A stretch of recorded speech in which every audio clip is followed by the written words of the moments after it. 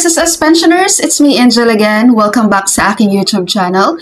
Nagulat ako sa notifications ko guys sa mga comments. Ang daming nag-comments. Ma'am, bakit ganon? Sabi mo ang 13th month pay ay sa December 1 pa. Bakit may mga nakatanggap na po? Ganito po yun ha, especially po sa ating mga pensioners dyan na baguhan pa lang. Kumbaga first time nila makaka-receive ng 13th month pension ngayong taong 2025.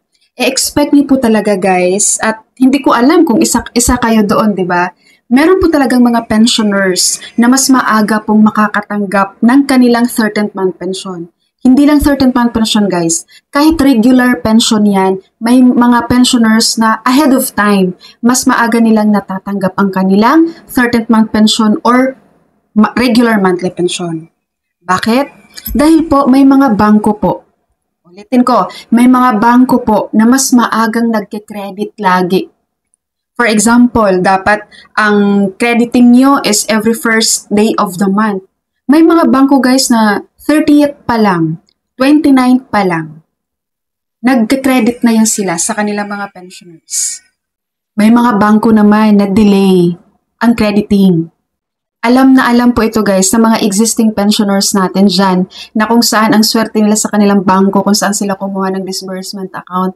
Dahil hindi sila stress doon sa kakahintay. Laging advance nilang natatanggap ang kanilang pensyon sa SSS. Sa mga pensioners dyan na nakatanggap na po ng kanilang 13th month pension at December regular monthly pension, kahapon, November 28, 2025, Friday, congrats po and spend your money wisely. Gamitin sa maayos yan guys. No? Weekend pa naman ngayon, baka ubos na yan. Kumbaga sa inyo ubos na. Yung iba naman ay tatanggapin pa lang. First week pa lang ng December, hihintay nilang papasok sa kanilang account.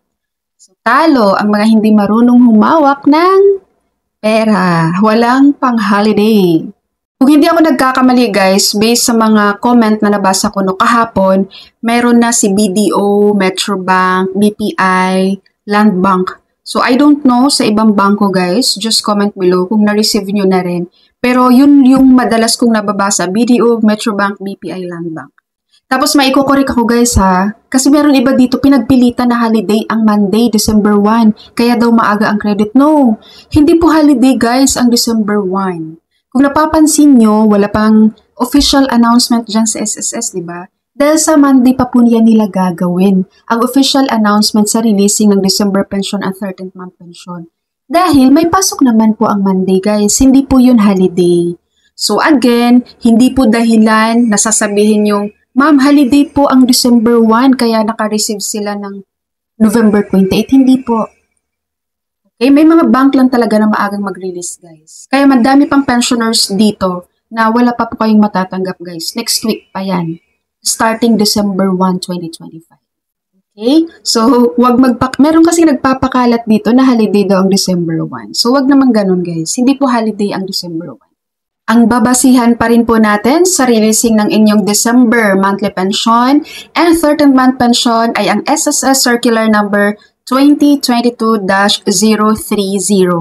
Ayan, yung nakikita nyo ngayon sa screen guys, yan pa rin ang pagbabasihan. Okay? So, December 1 pa rin sa first batch, December 4 para sa second batch, at December 4 para sa mga nag-18 months advance pension. At sa mga partial disability naman natin dyan, makaka-receive lang po kayo ng inyong 13th month pay kapag ang inyong pagiging partial disability ay umabot po ng at least 12 months duration period. Okay? So ngayon ay November 29, 2025, Saturday. Sa mga hindi pa po nakakatanggap guys, don't pressure yourself. Don't stress yourself. No, nagkataon lang talaga na yung mga naka-receive guys, maagang nag-credit ang kanilang bangko sa kanilang disbursement account. Okay? Ang importante po, matatanggap niyo po yan. Huwag kayong mag-alala, hindi po darating yung Pasko na hindi niyo yan natatanggap. Okay po, sa ating mga SSS members, SSS pensioners, at sa aking mga taga-subaybay dito sa aking YouTube channel guys, Merry Christmas po sa inyong lahat. That's all for my video for today. Thank you so much for watching everyone. God bless you all.